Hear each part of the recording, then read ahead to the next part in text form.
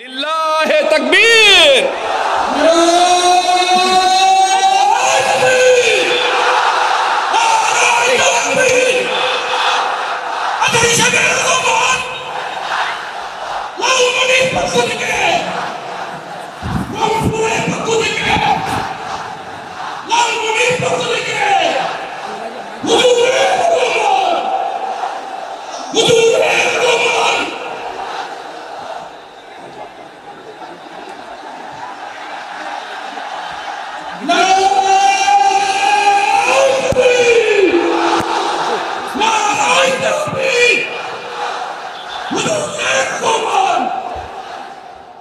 সকল প্রশংসার মালিককে, সকল ক্ষমতার উৎসকে।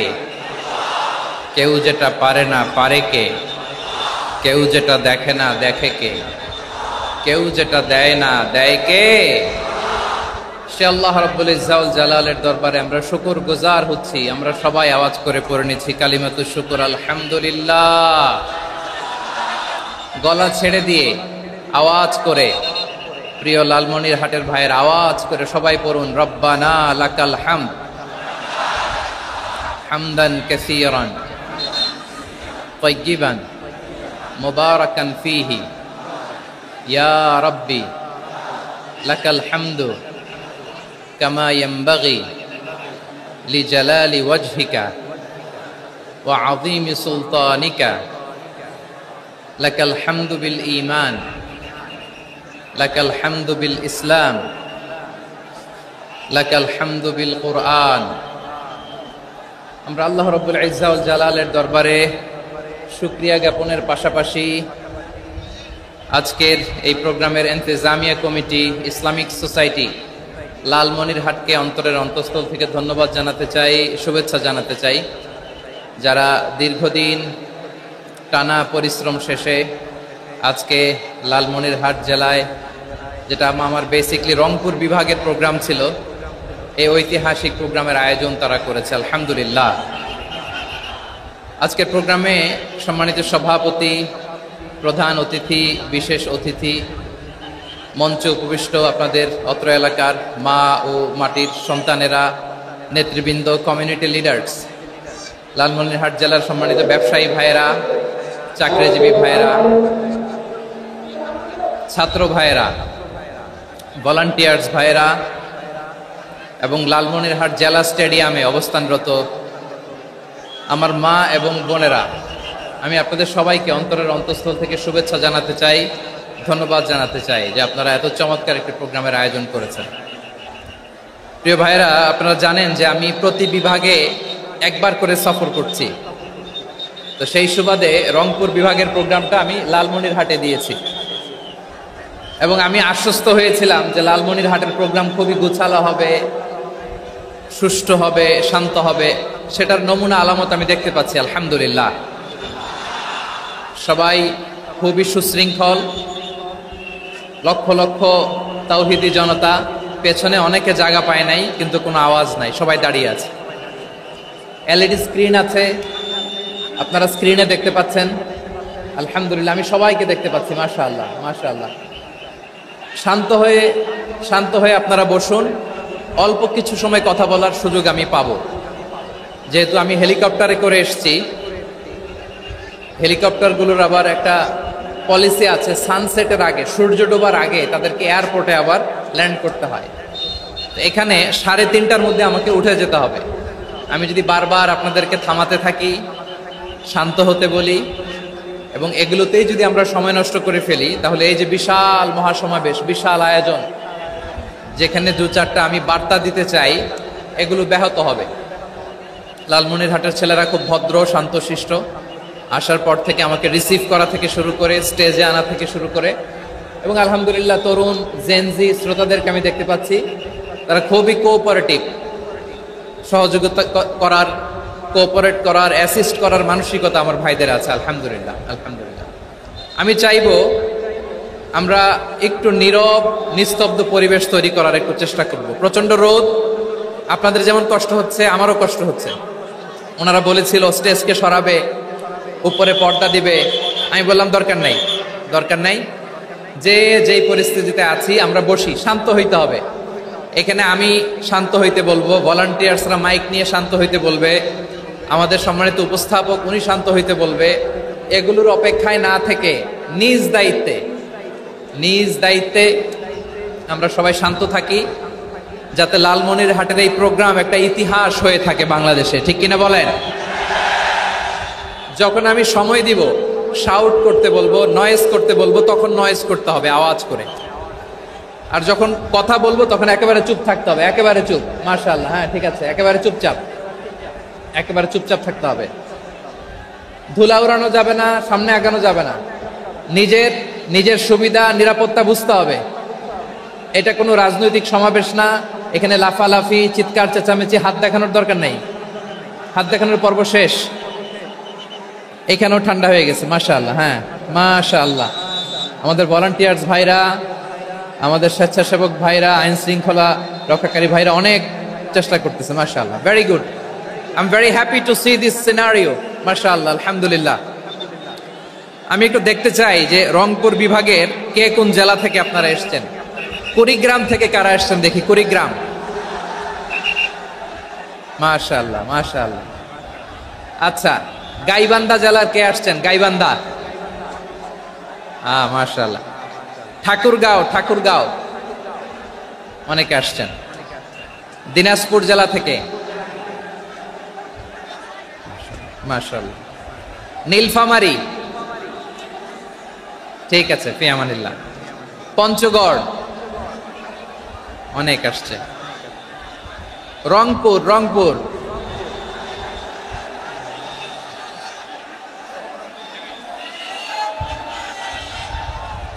মাশাআল্লাহ মাশাআল্লাহ, ঠিক আছে। লালমনিরহাটের কারা দেখি, লালমনিরহাট।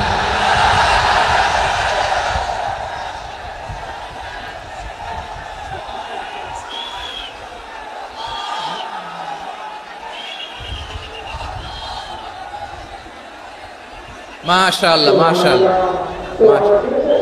মাশাআল্লাহ।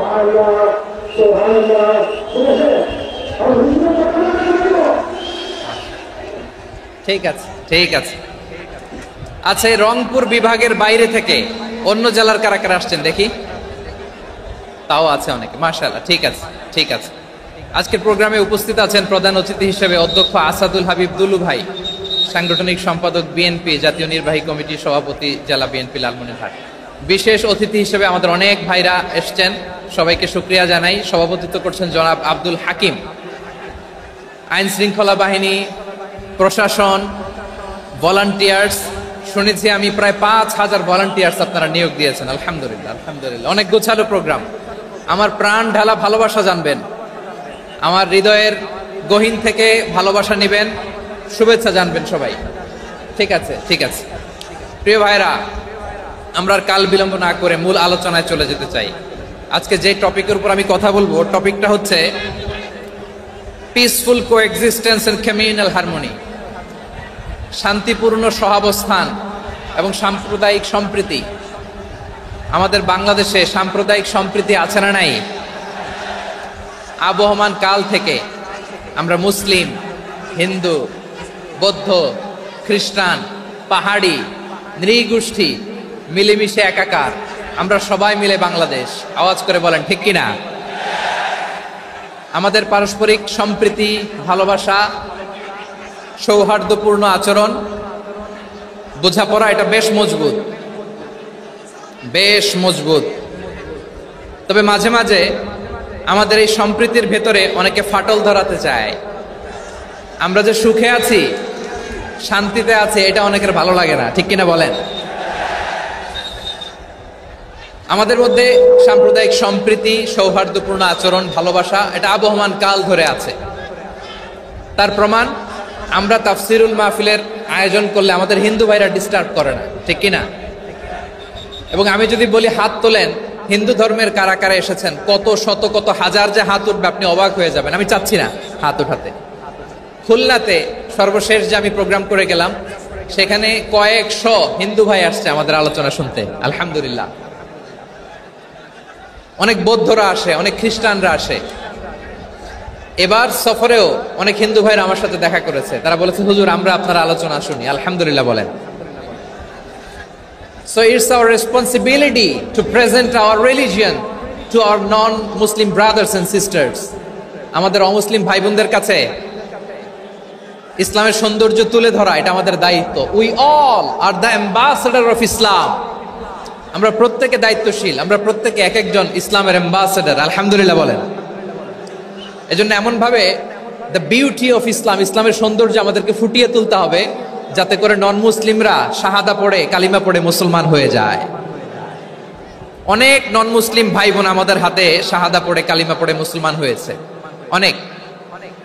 সো আমরা যেন ইসলামের বিউটিটাকে তুলে ধরতে পারি এবং এই যে সম্প্রীতি এটাকে যেন আমরা অটুট রাখতে পারি। আদতে আদতে বাংলাদেশের ইতিহাস বলে আমাদের দেশে কোনো দাঙ্গা নাই, আছে? লালমনিরহাটের ভাইয়ের আওয়াজ করে বলেন আমাদের দেশে হিন্দু মুসলিম দাঙ্গা আছে? আমরা ভাই ভাই, আওয়াজ করে বলুন তো আমরা কি ভাই ভাই। কিন্তু কিছু দুষ্ট লোক আছে, তারা আমাদের সম্পর্কের মধ্যে ফাটল ধরাতে চায়, ঠিক কিনা বলেন? মাঝে মাঝে ঝগড়া লাগাতে চায়। দেখবেন পত্রপত্রিকায় দেখা যায় বিভিন্ন ধর্মীয় উপাসনালয়গুলোতে হামলা চালানো হয়, এগুলো রাজনৈতিক উদ্দেশ্য প্রণোদিত, এগুলোর সাথে ইসলামের কোনো সম্পর্ক নাই। এজন্য এই দুর্বৃত্তদের ব্যাপারে আমাদের সাবধান থাকতে হবে। আমরা সবসময় যেমনি ঐক্যবদ্ধ, ইউনাইটেড, আমরা যদি এরকম ইউনাইটেড থাকি এই সমস্ত দুর্বৃত্তদের কালো হাত ভেঙে দিতে আমাদের 1 ঘন্টাও লাগবে না। চিল্লায় বলো ঠিক কিনা? আমরা সংঘবদ্ধ থাকবো। এই যে আমাদের পিসফুল কোএক্সিস্টেন্স, শান্তিপূর্ণ সহাবস্থান। হিন্দুরা পূজা করে, যেদিন হিন্দুদের পূজা অনুষ্ঠান আমরা ওই দিন তাফসির মাহফিল করি না, ঠিক কিনা বলেন? যেদিন আমাদের তাফসিরুল কোরআনের প্রোগ্রাম ওই দিন আমাদের হিন্দু ভাইরা ডিস্টার্ব করে না। সুবহানাল্লাহ। হিন্দুদের পূজা অনুষ্ঠানে মাদ্রাসার ছাত্র যে পাহারা দেয়, গোটা বিশ্বে এরকম দৃষ্টান্ত নজির বিরল, ঠিক কিনা বলেন? আইন শৃঙ্খলা বাহিনীর পাশাপাশি মাদ্রাসার ছাত্ররা যে সেখানে পাহারা দেয়, গোটা পৃথিবীতে এই দৃষ্টান্ত আপনি পাবেন। মাদ্রাসার ছাত্ররা তারা তো কোরআনের ধারক, তারা হাদিসের ধারক, তারা কেন মন্দির পাহারা দিবে? এই সম্প্রীতিকে ধরে রাখার জন্য, এই সৌহার্দ্যকে ধরে রাখার জন্য, আমাদের পারস্পরিক ভালোবাসাকে অটুট রাখার জন্য। আওয়াজ করে বলতে হবে ঠিক কিনা? এখন বলেন আমাদের এই ভালোবাসা অটুট থাক আমরা চাই কি চাই না? আমরা হিন্দু মুসলিম মিলেমিশে শান্তিপূর্ণ সহাবস্থান, সাম্প্রদায়িক সম্প্রীতি, লালমনিরহাটের ভাইয়ের আওয়াজ করে বলুন এই সাম্প্রদায়িক সম্প্রীতি আমরা চাই কি চাই না? আল্লাহ এই দেশকে তুমি বরকতময় করো, বাংলাদেশকে তুমি শান্তিময় করো। আওয়াজ করে সবাই বলেন আমিন। এই জায়গাটাতে সামান্য একটু আওয়াজ হচ্ছিল, এটাও থেমে গেছে। আলহামদুলিল্লাহ, আলহামদুলিল্লাহ। এখন একেবারে everything is in my control. মাশাআল্লাহ। ঠিক আছে, আমি মূল আলোচনায় যাই। প্রিয় ভাইরা, আমি বলেছিলাম আমার আলোচনার বিষয় হচ্ছে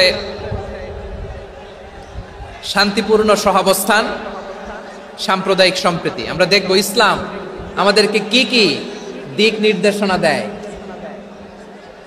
শান্ত হইতে হবে। খরগোশের কানের মতো কান দুটো আমার দিকে করে রাখেন। আমি এখনো উঠে যাব, হাত মারায় লাভ নাই, আমি উঠে যাব। তাকায় থাকো আর কান খাড়া, আওয়াজ হবে না। হ্যাঁ, মাশাআল্লাহ, মাশাআল্লাহ, ঠিক আছে। আমরা দেখব যে রাসূল সাল্লাল্লাহু আলাইহি ওয়াসাল্লাম এই পিসফুল কোএক্সিস্টেন্সের জন্য আমাদের কি শিখিয়েছেন, কি কি গাইডলাইন দিয়েছেন। আমরা 1, 2, 3, 4 করে এগুলো আপনাদের সাথে শেয়ার করব। আমি আপনাদের খেদমতে সূরাতুল আনআমের 108 নম্বর আয়াত তেলাওয়াত করেছি। এখানে আল্লাহ রাব্বুল ইজ্জা ওয়াল জালাল তিনি ইরশাদ করছেন, ওয়ালা তাসুবুল্লাযীনা ইয়াদউনা মিন দুনিল্লাহি ফায়াসুবুল্লাহা আদওয়াম বিগাইরি ইলম কাযালিকা যায়্যান্না লিকুল্লি উম্মাতিন আমালাহুম সুম্মা ইলা রাব্বিহিম মারজিউহুম ফায়ুনাব্বিউহুম বিমা কানু ইয়ামালুন। রব্বুল আলামিন বলেন, গোলাম ও আমার ইমানদার বান্দারা শোনো শোনো, ও আমার বিশ্বাসী বান্দারা শোনো শোনো,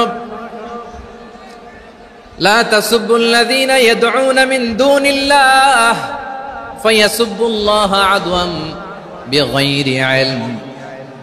ও আমার বিশ্বাসী বান্দারা, যারা আল্লাহকে ব্যতি রেখে, আল্লাহকে বাদ দিয়ে অন্য উপাস্যকে ডাকে, দেবীর পূজা করে, দেবতাদের পূজা করে, তোমরা খবরদার তাদের গালি দিও না। আওয়াজ করে বলেন, কি দিও না? আল্লাহ বলেন, ও বিশ্বাসীরা শোনো, যারা আল্লাহকে বেছে রেখে দেব দেবীর পূজা করে, অন্য উপাস্যের পূজা করে, তাদেরকে ডাকে, ওই দেবতাদেরকে তোমরা গালি দিও না। যদি ওই দেবতাদেরকে গালি দাও, তাহলে ভুলবশত, শত্রুতাবশত তারা তোমাদের রব আল্লাহকে গালি দেবে, ঠিক কি না? তোমরা যদি তাদের দেবতাদের গালি দাও, ওরা রেগে তোমার আল্লাহরে গালি দিবে, তাহলে আল্লাহরে গালি খাওয়ানোর কারণ হয়ে গেলাম আমি, ঠিক কি না? বলেন।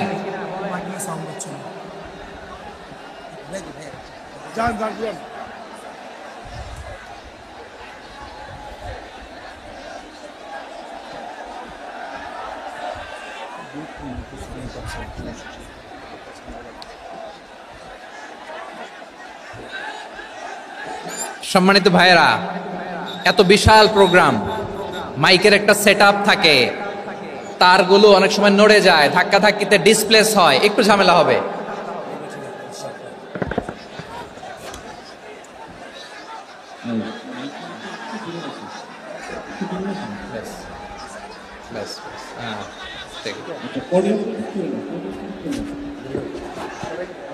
ঠিক আছে, একটু একটু সমস্যা হবে মাঝে মাঝে। আপনারা শান্ত থাকলে, শান্ত থাকতে হবে। এইভাবে সাউন্ড নাই, এই নাই, এই বলতে বলতে আমার সময়ও নাই, উঠে যেতে হবে। এগুলো বোকামি। এই বিভাগীয় প্রোগ্রামগুলোতে যাই, চিৎকার চেঁচামেচি করে তোমরা আসো, সময় শেষ, আমাকে উঠে যেতে হয়। আমরা তো বঞ্চিত হলাম। গুরুত্বপূর্ণ অনেক কথা শোনাবো তোমাদের, অনেক। প্রিয় ভাইরা, আপনারা শান্ত হয়ে বসুন, শান্ত হয়ে। রব্বুল আলামিন বলেন, খবরদার বিশ্বাসীরা, আল্লাহ ছাড়া যারা অন্যান্য উপাস্যদেরকে ডাকে, দেবতাদেরকে ডাকে, তাদেরকে তোমরা গালি দিও না। ওই সমস্ত দেবতাদেরকে যদি তোমরা গালি দাও, তাহলে তারা আল্লাহকে গালি দিবে, ঠিক কিনা বলেন? আমরা দেবতাদের গালি দিলে ওরা আল্লাহকে গালি দিবে। রব্বুল আলামিন বলেন, খবরদার দেবতাদেরকে গালি দিও না, তাহলে ওরা তোমার রব আল্লাহরে গালি দেবে। প্রতিটি জাতির জন্য তাদের কাজকে আমি আল্লাহ সুশোভিত করে রেখেছি, তারা সবাই একদিন আমার কাছেই ফিরে আসবে। এরপর আমি রব্বুল আলামিন তাদের আমলনামা তাদেরকে জানিয়ে দেব। সুবহানাল্লাহ পড়ে। প্রিয় ভাইয়েরা, আল্লাহ তাআলা বলেছেন, খবরদার গালি দিও না। আদেশটা কার? আওয়াজ করে বলেন তো। হিন্দুদের দেবতা দেবদেবীদেরকে গালি দেওয়া যাবে না। আওয়াজ করে বলুন প্রিয় ভাইয়েরা, এই আদেশটা কার? এই আপনাদের গলার আওয়াজ। অন্য ধর্মের দেবতাদেরকে যে গালি দেওয়া যাবে না, এই আদেশটা কার? আরো জোরে বলুন, কার? গালি দিবেন কোন দেবতাকে? দিবেন? যদি দেন, তাহলে ওরা আল্লাহরে গালি দিবে। তাহলে আল্লাহরে গালি খাওয়াইলো কে? আপনি, ঠিক কিনা বলেন? আমি আল্লাহকে গালি খাওয়ানোর কারণ হলাম, কারণ আমি যদি গালি না দিতাম, ওরা আমার রবকে গালি দিত না। আওয়াজ করে বলেন, ঠিক কিনা? তাহলে প্রিয় ভাইয়েরা, ইসলাম আমাদেরকে শিখায়, সূরাতুল আনআমের 108 নম্বর আয়াত থেকে আমরা বুঝলাম, কোন ধর্মকে ছোট করা যাবে না। অন্য ধর্মকে ছোট করা মানে ইসলামকে ছোট করা। অন্য ধর্মের দেবতাকে গালি দেওয়া মানে আল্লাহকে গালি খাওয়ানো। আওয়াজ করে বলেন, ঠিক কিনা? খবরদার, এটা করা যাবে না। আর অন্য ধর্মের দেবতাকে যদি আপনি গালি দেন, ওরা ইসলাম থেকে দূরে সরে যাবে। যাও ইসলামের প্রতি আকৃষ্ট হয়েছিল, আর কোনোদিন ইসলামের ধারে কাছে আসবে না। আওয়াজ করে বলেন, ঠিক কিনা? এজন্য কখনো কোনোদিন অন্য ধর্মের দেবতাদেরকে গালি দেয়া যাবে না। অন্য ধর্মের কোন দেবতাদেরকে আমরা গালি দিব না, গালি দিব না, বরং ইসলামের beauty, the beauty of Islam, ইসলামের সৌন্দর্যকে আমরা তুলে ধরব। আমরা যদি বিশ্বনবী সাল্লাল্লাহু আলাইহি ওয়াসাল্লামের জীবনের দিকে তাকাই, তাহলে আমি দেখব বিষ্ণু ইসলাম মক্কাতে কিংবা মদিনাতে অন্য ধর্মের লোকদের সাথে খুব পিসফুলি লাইফ লিড করেছেন। হোক মুশরিক, হোক খ্রিস্টান, হোক ইহুদি, বিশ্বনবী সবার সাথে মিলেমিশে ছিলেন। আলহামদুলিল্লাহ বলেন। ইসলাম হচ্ছে পিসফুল রিলিজিয়ান। অন্য ধর্মের প্রতি সহনশীলতার সবক ইসলাম আমাদেরকে দেয়। কিন্তু প্রতিটি মুসলিমের এটা মনে রাখতে হবে, আল্লাহর কাছে পছন্দনীয়, গ্রহণযোগ্য ধর্ম জীবনাদর্শ একটি, সেটা হচ্ছে ইসলাম। আওয়াজ করে বলেন সেটা কি? লালমনিরহাটের ভাইয়েরা আওয়াজ করে বলুন, আল্লাহর কাছে মনোনীত ধর্ম একটি, সেটা কি? এজন্য রব্বুল আলামিন বলেন, ইন্নাদ-দীনা ইনদাল্লাহিল ইসলাম, আল্লাহর কাছে মনোনীত গ্রহণযোগ্য অ্যাকসেপ্টেড ধর্ম মতাদর্শ একটা, সেটা হলো ইসলাম। ইসলাম ছাড়া অন্য কোন ধর্ম যদি কেউ তালাশ করে, তার ওই ধর্ম আল্লাহ গ্রহণ করবে না। ওমাই ইয়াবতাগি গায়রাল ইসলামি দীনান ফালাই ইউকবালা মিন ওয়া হুয়া ফিল আখিরাতি মিনাল খাসিরিন।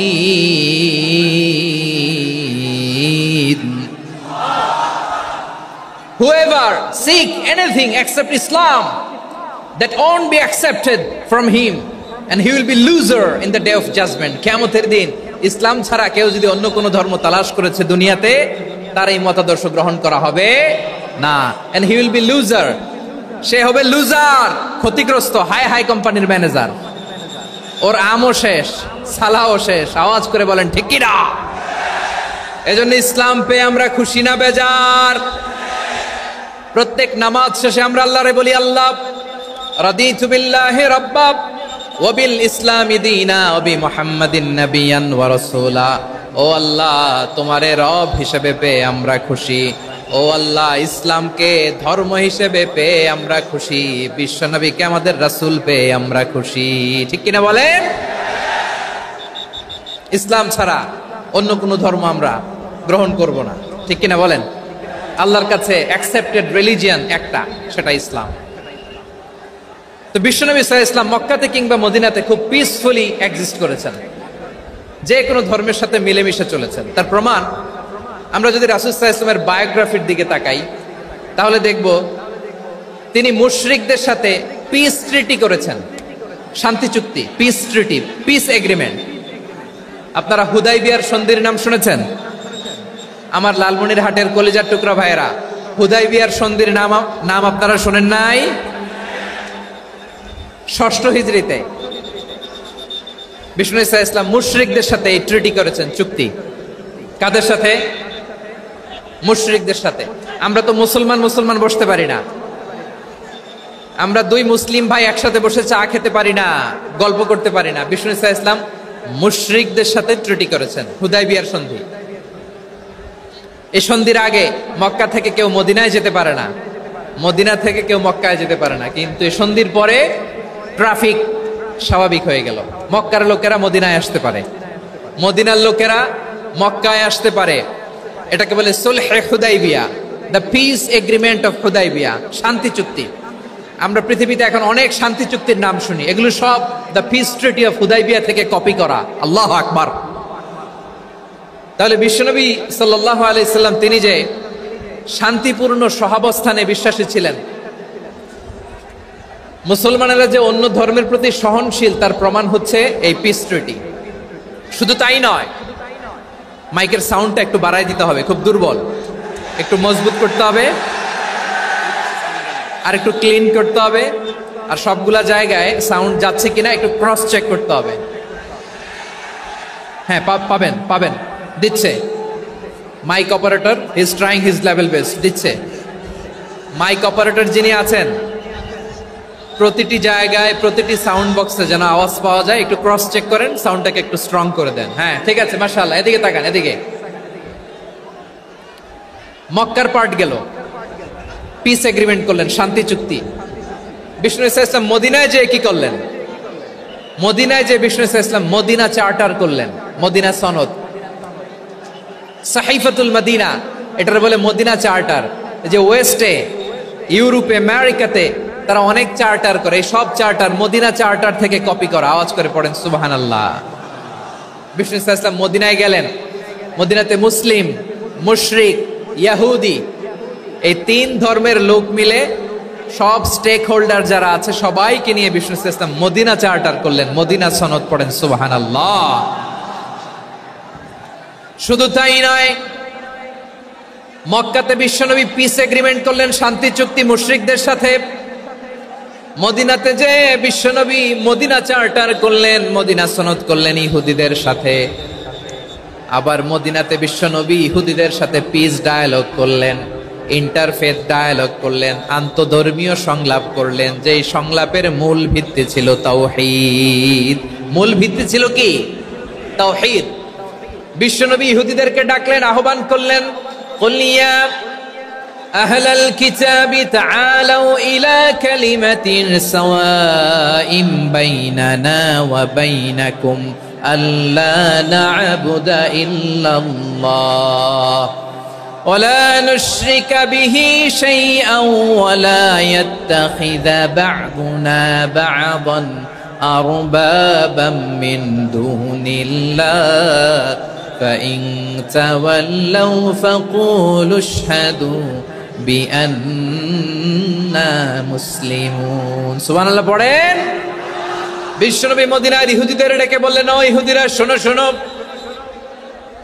আসো এমন একটা আদর্শের প্রশ্নে আমরা একত্রিত হই যে আদর্শের প্রচার তোমাদের নবীরাও করেছে, আমিও করি, যে আদর্শের কথা তোমাদের পবিত্র ধর্মগ্রন্থগুলোতে আছে, আমার কোরআনেও আছে, সেটা হলো তাওহীদ।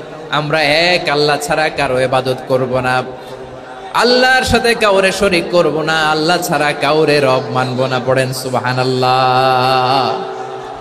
তাহলে আমার প্রিয় লালমনিরহাটের ভাইরা, মদিনাতে যেয়ে তিনি মদিনা চার্টার করলেন, মদিনা সনদ, পিস ডায়ালগ করলেন, শান্তির সংলাপ,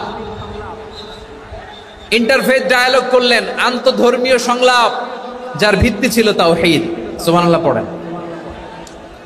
তাহলে অন্য ধর্মের প্রতি সব সময় ইসলাম সহনশীল, টলারেন্স। যদি আপনি দেখতে চান ইসলামের নবী বিশ্ব নবীর দিকে তাকান, ঠিক কিনা বলেন?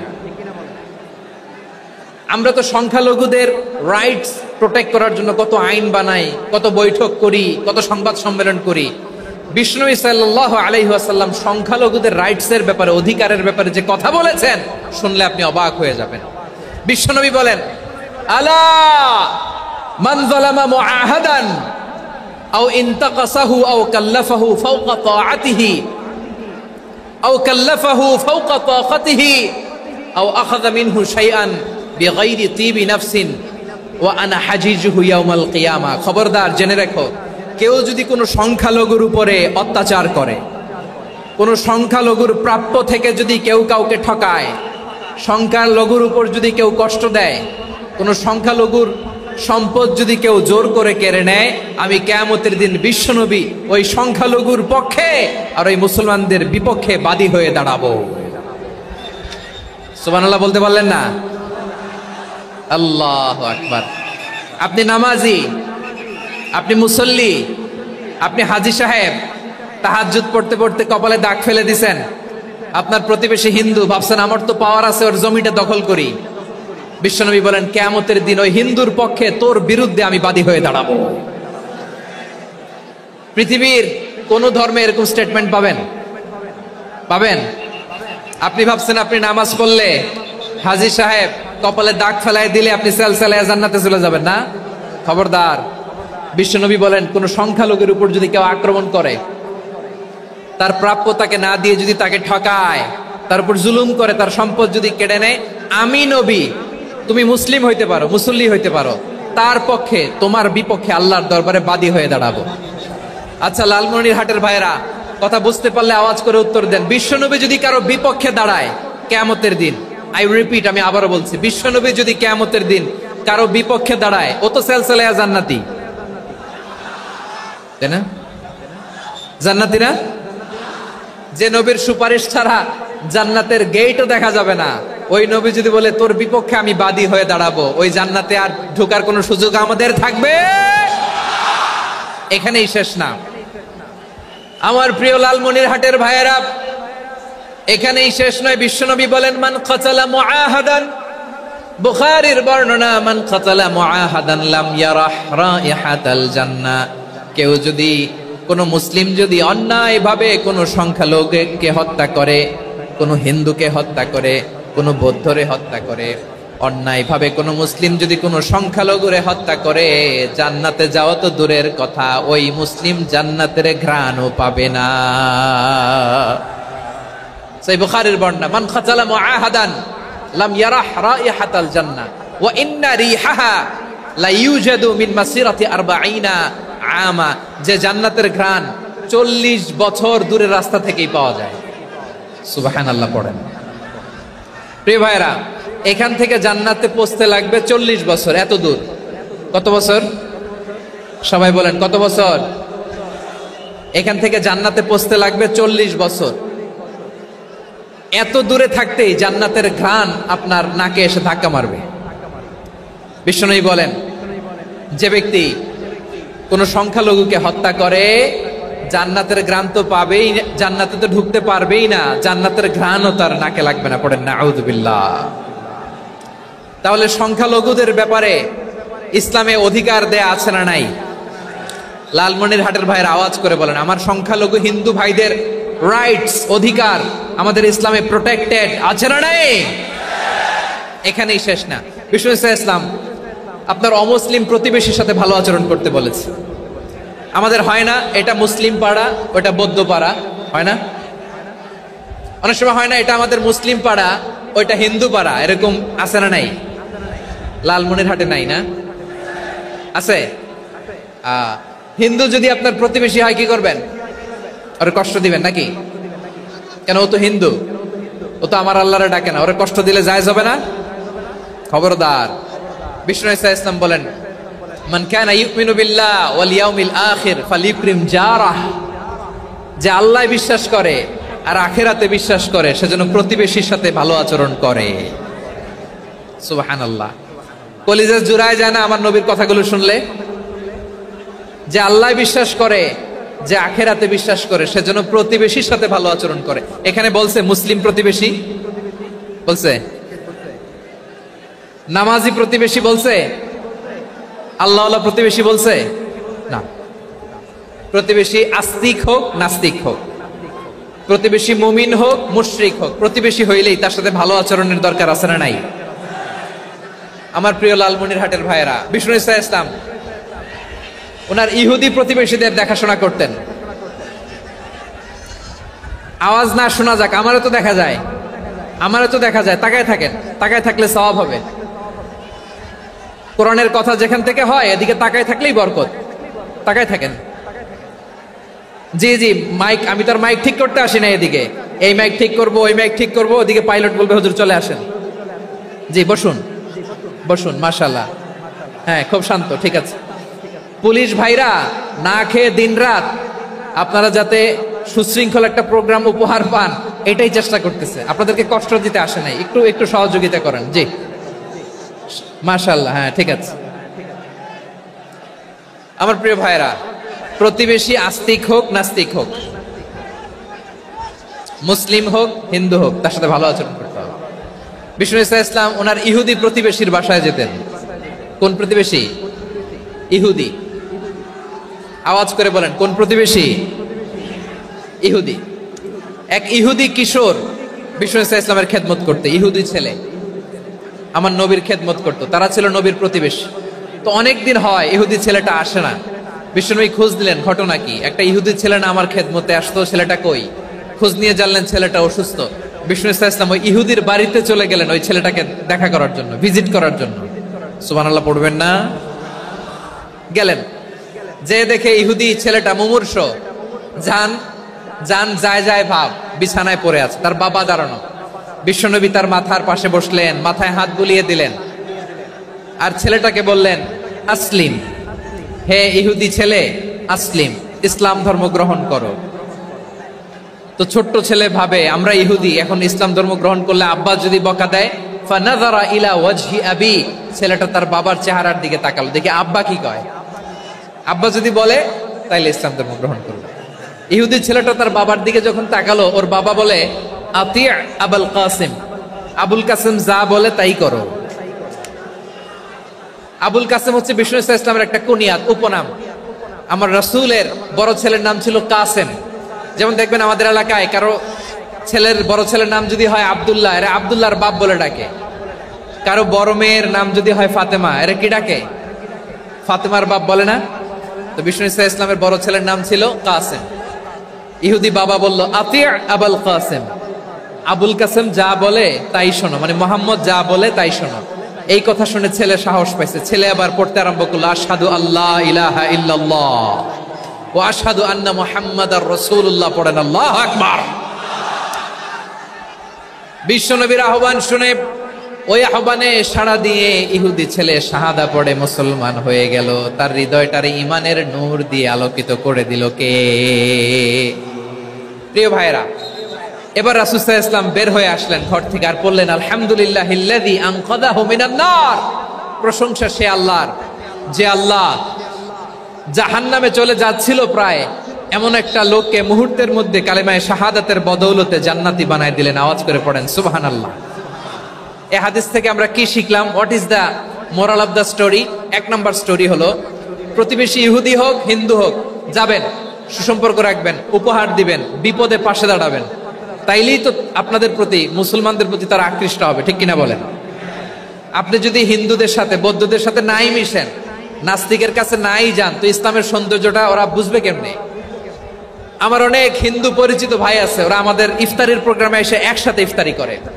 অনেক মদখোর আমার সাথে বসে একসাথে ডিনার করে, হাফ প্যান্ট পরা, গলায় স্বর্ণের চেইন, হাতে স্বর্ণের ব্রেসলেট, আইসা আমার সাথে ডিনার করছে, আছে এরকম। গাঁজাখোর, আমি বলি আসো, welcome welcome to my dinner, আসো বসো। বসলেই তো আমি ওর ডিএনএ, চিন্তার ডিএনএ চেঞ্জ করে দেওয়ার সুযোগ পাবো। চিল্লায় বলো ঠিক কিনা? আসতে হবে আমার কাছে। Our door is open. The door of Islam is open 24/7. সব সময় আমাদের ইসলামের দরজা আমার অমুসলিম ভাইদের জন্য খোলা আছে না নাই? এই হাদিস থেকে দুইটা শিক্ষা। এক নম্বর শিক্ষা, প্রতিবেশী মুসলিম হোক অমুসলিম হোক, যান, অসুস্থ হইলে একটু আপেল নিয়ে যান, আঙ্গুর নিয়ে যান, কমলা নিয়ে যান, তাদের সাথে ভালো আচরণ করেন। ইসলামের বিউটি দেখে, সৌন্দর্য দেখে অবাক হবে, নসিব ভালো হলে কোনোদিন কালিমা পড়ে মুসলমান হয়ে যাবে, ঠিক কিনা বলেন? তাহলে অমুসলিমের সাথে ভালো সম্পর্ক। বিশ্বনবী ইহুদির বাড়িতে গেলেন, ইহুদির বাড়ি, আর আমার মুসলমান ভাই আমার কাফের বলে, এরকম আছে না নাই? মুসলিমরা দেখতে পারে না, সহ্য করতে পারে। বিশ্বনবী সাল্লাল্লাহু আলাইহি ওয়াসাল্লাম ইহুদির বাড়িতে গেলেন, এটা একটা শিক্ষা। আরেকটা শিক্ষা হলো, ভাইরা ধাক্কা মারে এসে সামনে এসে কি লাভ? প্রোগ্রাম তো শেষ হচ্ছে, এখনই শেষ হচ্ছে। তো এই যে আমাদের বকশি ভাই ওয়াদা নিল, হাত তোলালো, মিম বলে এত কথা বললো, তো আমি জেলায় জেলায় যে খালি হাত নাড়াই তোমাদের জন্য নাকি? হ্যাঁ, হাত নাড়াই শুধু। এই ধাক্কাইতে ধাক্কাইতে এদিকে এসে হাত নাড়াইতেছে, হয়েছে তো, দেখলাম তো, ঠিক আছে, মাশাআল্লাহ, অনেক সুশৃঙ্খল, অন্যান্য যে কোনো জেলার চেয়ে অনেক সুশৃঙ্খল। আমার দিকে তাকাও, আমার দিকে তাকাও, ঠিক আছে। এই যে দাঁড়িয়ে আছে, একটা ছেলে নড়ে না, দেখছেন? মাশাআল্লাহ মাশাআল্লাহ মাশাআল্লাহ। হ্যাঁ, এইভাবেই। আর কয়েকটা মজাদার কথা আছে, শোনো। এই হাদিস থেকে আমাদের শিক্ষা হলো, আমার প্রতিবেশী যেই ধর্মের হোক আমি সম্পর্ক রাখবো। অসুস্থ হলে যাব, কি বলেন ভাইরা? যাবেন না?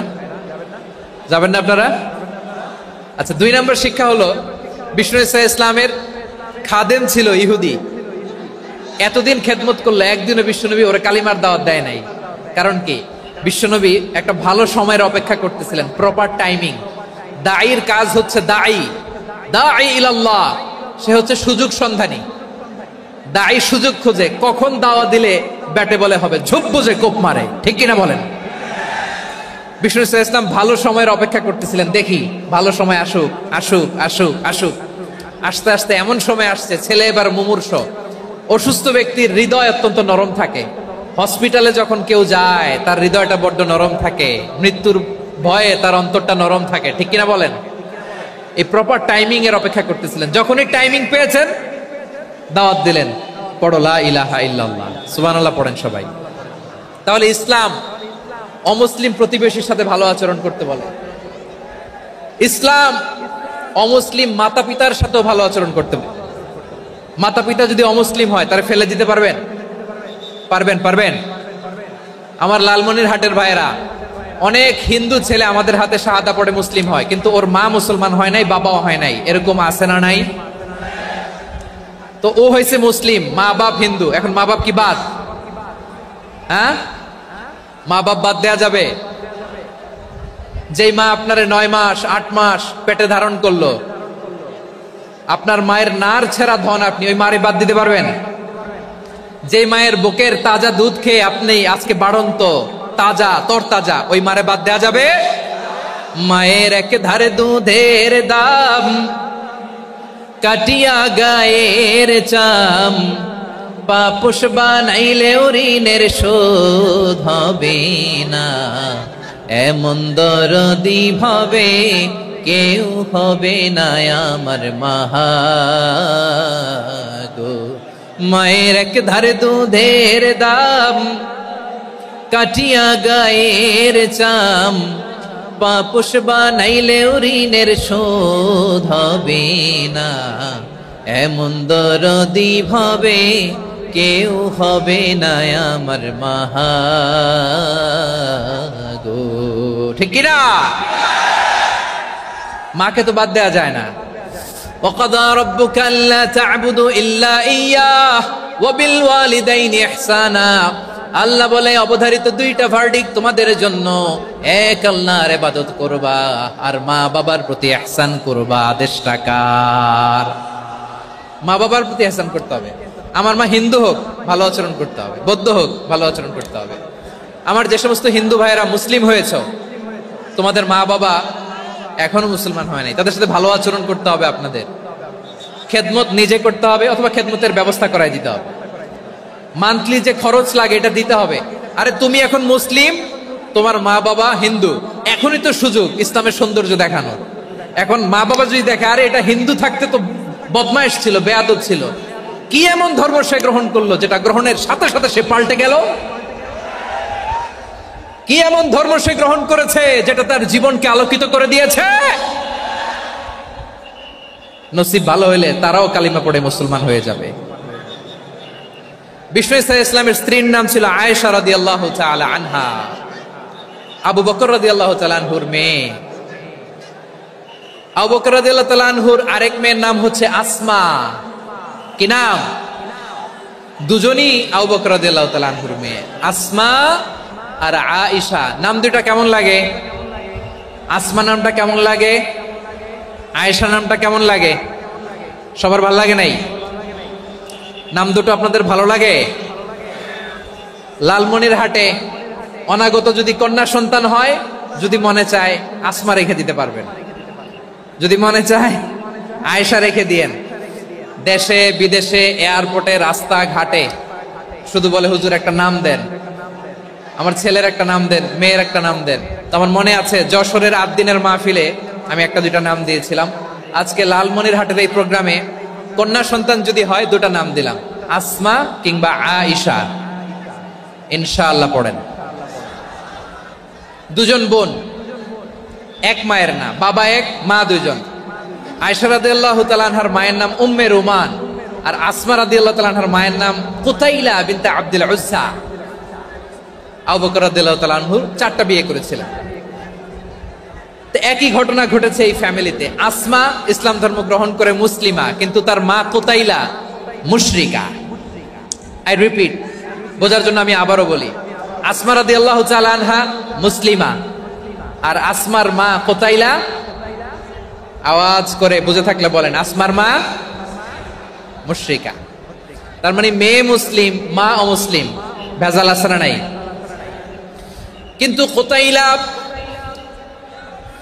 আর ধৈর্য ধারণ করতে পারে না। নার ছেড়া ধন, কলিজার টুকরা ধন, কলিজার টুকরা সন্তান আসমারে দেখতে বড্ড মন চায়। সাইয়েদনা আসমা রাদিয়াল্লাহু তাআলা আনহা মক্কা থেকে হিজরত করে মদিনায় চলে গেলেন। হুদাইবিয়ার পর যখন মক্কা মদিনার ট্রাফিক স্বাভাবিক হলো, মক্কার লোক মদিনায় যায়, মদিনার লোক মক্কায় আসে। কুতাইলা কলিজার টুকরা সন্তান আসমারে দেখার জন্য কিছু উপহার নিয়ে বিশাল মরুপথ পাড়ি দিয়ে মক্কা থেকে মদিনায় যায়। সুবহানাল্লাহ বলেন। এখন মা আসছে মেয়ের সাথে দেখা করতে, মেয়ে তো আর দেখা দেয় না। মেয়ে ভাবছে আমার মা তো মুশরিকা, অপবিত্রা, তার সাথে কি দেখা দেয়া যাবে? বিশ্ব নবীর দরবারে চলে গেলেন। সুবহানাল্লাহ বলেন। কি সৌভাগ্যবান ছিল তারা, মাসলা জানার দরকার হলেই নবীর দরবারে চলে যেত। ঘরে বউয়ের সাথে ঝগড়া হলে নবীর দরবারে চলে যেত। অনেক সাহাবী বলে আমার পেটে ক্ষুধা লাগলো আমি নবীর কাছে চলে যেতাম, কারণ নবীর চেহারার দিকে তাকালেই আমার পেটের ক্ষুধা মিটে যেত। সাইয়েদনা আসমা রাদিয়াল্লাহু তাআলা আনহা বিশ্বনবীর কাছে চলে গেলেন, যে বললেন ইয়া রাসূলুল্লাহ, হে ইয়া হাবিবাল্লাহ, ইন্না উম্মি কাদিমাতুন ইলাইয়া ওয়া হিয়া রাগিবা। আমার মা মক্কা থেকে অনেক দূর মরুর পথ পাড়ি দিয়ে উপহার সামগ্রী নিয়ে মদিনায় আমার সাথে দেখা করতে এসেছে গো নবী। আমার জানতে বড্ড ইচ্ছে হয় আমি আমার মুশরিকা মায়ের সাথে একটু দেখা করতে পারবো কিনা। আফা আসিলুহা, আগে যেমনি আমি আমার মায়ের সাথে ভালো আচরণ করতাম, যেমনি আমি আমার মায়ের সাথে সদাচরণ করতাম গো নবী, এখন আমি মুসলিমা, মা মুশরিকা, এখনো কি আগের মতো সদাচরণ করতে পারবো নাকি?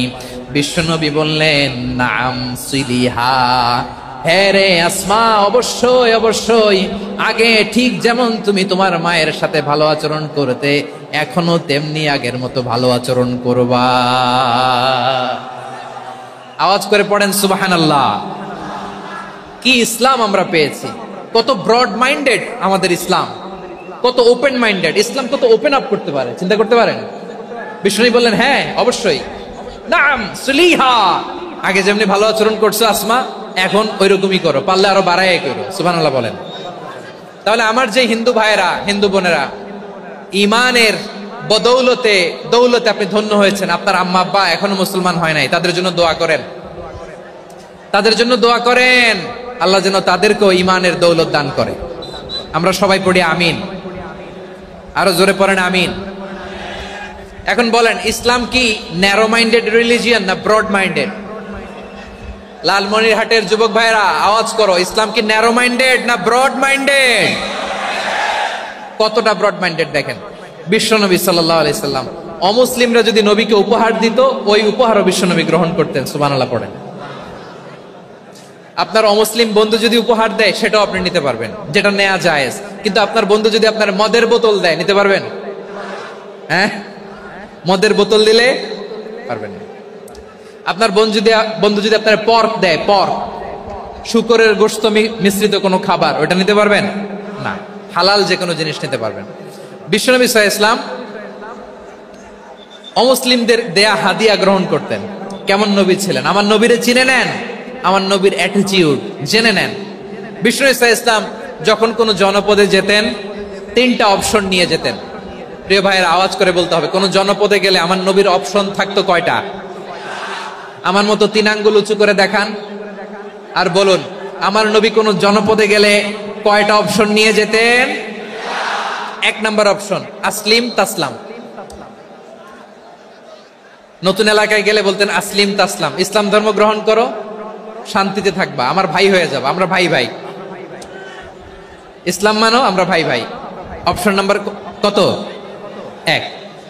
যদি বলে না ইসলাম মানবো না, ওকে, অপশন নাম্বার 2, মুসলিম হওয়ার দরকার নাই, লা ইকরাহা ফিদ্দিন, ইসলামে কোনো বাড়াবাড়ি নাই। খ্রিস্টান আছো থাকো, বৌদ্ধ আছো থাকো, ইহুদি থাকতে চাও থাকো, কিন্তু আমরা যেহেতু রিজিওনাল সুপার পাওয়ার, আমাদের আন্ডারে থাকো, ট্যাক্স দিয়া থাকো, এটার বলে জিজিয়া। আলেম যারা আছেন বুঝবেন, এটার আরবিতে কি বলে? জিজিয়া। You pay us the tax, we will give you the security. তোমরা ট্যাক্স দিবা, আমরা সিকিউরিটি দিব, আমাদের আওতায় থাকবা, কেউ তোমাদেরকে আক্রমণ করতে পারবে না, আমরা নিরাপত্তা দিব। সুবহানাল্লাহ বলেন। এটা অপশন নাম্বার কত? আচ্ছা, বুঝে থাকলে বলেন, 1 নাম্বার অপশন কি ছিল? ইসলাম। ইসলাম মানো, শান্তিতে থাকবা, ভাই ভাই, আমরা ভাই ভাই। অপশন নাম্বার 2, ট্যাক্স দাও, আমরা নিরাপত্তা দিব, মুসলিম হওয়া লাগবে না। এখন 1 নাম্বারও মানে না, 2 নাম্বারও মানে না, মুসলিম হবো না, ভালো, খ্রিস্টান থাকো, ট্যাক্স দাও, আমরা সিকিউরিটি দিব না, এইটাও মানি না। বিষ্ণু বলেন, তাহলে তলোয়ার আমাদের আর তোমাদের মাঝে ফয়সালা করবে, মুসলিমও হবো না, ট্যাক্স দিবা, নিরাপত্তা দিব, আমরা সুপার পাওয়ার, আমাদের আন্ডারে থাকবে, এইটাও না। তাহলে তোমাদেরকে তো আমরা বিশ্বাস করতে পারি না, কখন না কখন বিশ্বাসঘাতকতা করো, কার সাথে মিলে হাত মিলাও, তলোয়ার আমাদের মাঝে ফয়সালা করবে। তখন তিনি জেহাদের সশস্ত্র সংগ্রামের ঘোষণা দিতেন। সুবহানাল্লাহ পড়েন। দেখেন, পশ্চিমারা জেহাদকে এইভাবে চিত্রায়িত করে না। ওরা জেহাদ বলতে বুঝায় তলোয়ার, হাত কাটো, গলা কাটো, না, জেহাদ সশস্ত্র সংগ্রাম 3 নম্বরে। অধিকাংশ ক্ষেত্রেই বিশ্বনবীর সুন্দর আচরণ দেখে, আরে আমার নবীর যে নুরানি চেহারা, অনেকে তো কেবল সিরেফ চেহারাটা দেখেই কালিমা পড়ে মুসলমান হয়ে গিয়েছে। যারা মুসলিম হয় নাই, তারা তাদের ইসলামেই বলবৎ ছিল, ট্যাক্স দিয়ে ইসলামের আন্ডারে ছিল। যারা এটাও মানে নাই ওইটাও মানে নাই তাদের বিরুদ্ধে জিহাদ। বিষ্ণু ইসলাম সপ্তম হিজরিতে যখন খায়বার বিজয়ের পরে ইসলাম রিজিওনাল সুপার পাওয়ার হিসেবে আত্মপ্রকাশ করলো, বিশ্বনবী চিঠি লিখলেন অন্যান্য সুপার পাওয়ারের কাছে, রাষ্ট্রীয় চিঠি লেখে এক রাষ্ট্রপ্রধান আরেক রাষ্ট্রপ্রধানের কাছে, ঠিক কিনা বলেন? জানেন না আপনারা? এই যে 24-এর ছাত্র নাগরিক অভ্যুত্থানে, এই অভ্যুত্থান যখন শুরু হয় আমি তখন সাউথ আফ্রিকাতে, একটা স্ট্যাটাস দিয়েছিলাম, কোটা নয় গোটা দেশ সংস্কার করা লাগবে। শুধু বাংলাদেশ নয়, সারা বিশ্বের বাংলা ভাষাভাষী লোকেরা এই আন্দোলনের সাথে সমর্থন তারা করেছে, এটাকে সাপোর্ট করেছে, তারা সমর্থন দিয়েছে। আমাদের ইউনাইটেড আরব আমিরাতের বাংলাদেশি ভাইয়েরা তারা সেখানে রাস্তায় নেমে এসেছিল, জানেন? ওইখানে ডেমনস্ট্রেশন করা যায় না, সেখানকার সরকার তাদেরকে যাবজ্জীবন দিয়েছিল। তখন আমাদের এই যে প্রধান উপদেষ্টা ডক্টর মোহাম্মদ ইউনূস সরাসরি G2G বলে, এটারে G2G, government to government, G2G, উনি চিঠি লিখলেন যে তাদেরকে, ইউর হাইনেস, হে সম্মানিত আমির, আপনি আমার এই চিঠির কারণে আমার সম্মানে এই 53 জন বাংলাদেশিকে মাফ করে দেন। এই চিঠির বদৌলতে বেকসুর খালাস পেয়ে গিয়েছিল আমাদের ভাইরা, জানেন না এই ঘটনা আপনারা? তাহলে গভর্নমেন্ট টু গভর্নমেন্ট চিঠি দেওয়া হয়। সপ্তম হিজরিতে বিষ্ণু ইসলাম সব সুপার পাওয়ারের কাছে চিঠি দিলেন, রোমান সম্রাটের কাছে, পারস্য অধিপতির কাছে, মিশরের অধিপতির কাছে, সবার কাছে চিঠি লিখলেন। চিঠির ভাষা ছিল এরকম, মিন মুহাম্মাদিন রাসূলিল্লাহ ইলা মুকাওকিস আযীমিল কিবত, মুহাম্মদ রাসূলুল্লাহর পক্ষ থেকে মিশরের বাদশার কাছে, আসলিম তাসলাম, ইসলাম মানো শান্তিতে থাকবা, সালামুন আলা মান ইত্তাবাআল হুদা, শান্তি তার জন্য যে হেদায়েতের অনুসরণ করে। সুবহানাল্লাহ পড়েন। তো এই চিঠি অনেকে ভালোভাবে রিসিভ করেছে, অনেকে এই চিঠি পাওয়ার পরে নবীর কাছে আবার ইন রিটার্ন উপহার পাঠিয়েছে। কি পাঠিয়েছে? উপহার। মিশরের বাদশাহ মুকাওকিস তিনি বিশ্বনবীকে বিশাল এক উপহারের ডালি পাঠিয়েছেন। মিশরের বাদশাহ মুকাওকিস ছিলেন ধর্মে খ্রিস্টান। লালমনিরহাটের ভাইয়েরা আওয়াজ করে বলেন, মিশরের বাদশাহ ধর্মে কি ছিল? খ্রিস্টান। কি উপহার দিয়েছিল আমার নবীকে? শুনতে মনে চায়? আওয়াজ নাই লালমনিরহাটের গলায়, শুনতে মনে চায়? 1000 স্বর্ণ মুদ্রা, 1000 স্বর্ণ মুদ্রা। 2টা খ্রিস্টান দাসী, একজনের নাম মারিয়া বিনতে শামউন আল কিবতিয়া, আরেকজনের নাম সিরিন বিনতে শামউন আল কিবতিয়া। একজন খ্রিস্টান দাস 20 থান কাপড় জামা বানানোর জন্য, আমরা নবী যেন সেলাই করে জামা বানাতে পারে এজন্য 20 থান কাপড়, 20 থান ফাইন গার্মেন্ট, সুবহানাল্লাহ পড়বেন না?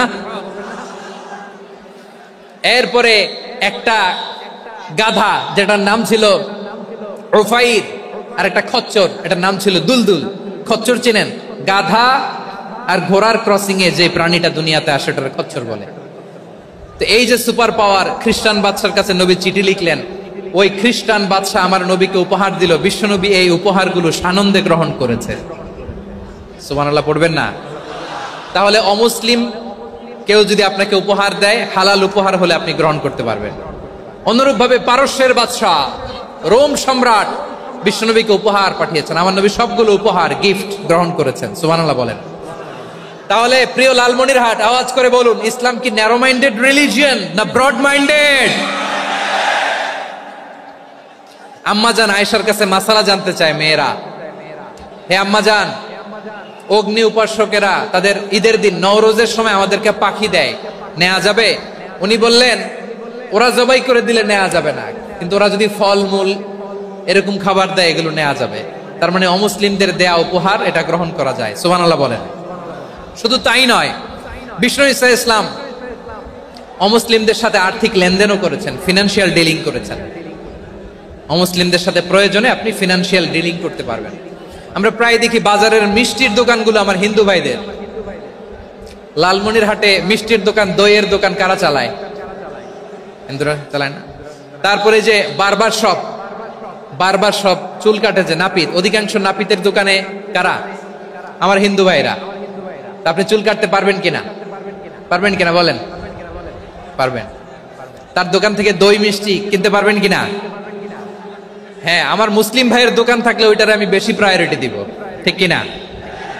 কিন্তু যদি তাদের সার্ভিস নিতে চান, প্রোডাক্ট নিতে চান, পারবেন। তার দলিল সহিহ বুখারী, আম্মা জান আয়েশা রাদিয়াল্লাহু তাআলা আনহা বলেন, ইশতারা রাসূলুল্লাহ সাল্লাল্লাহু আলাইহি ওয়াসাল্লাম মিন ইয়াহুদিয়িন তুআমান ওয়া রাহানাহু দিরআহু মিন হাদিদ।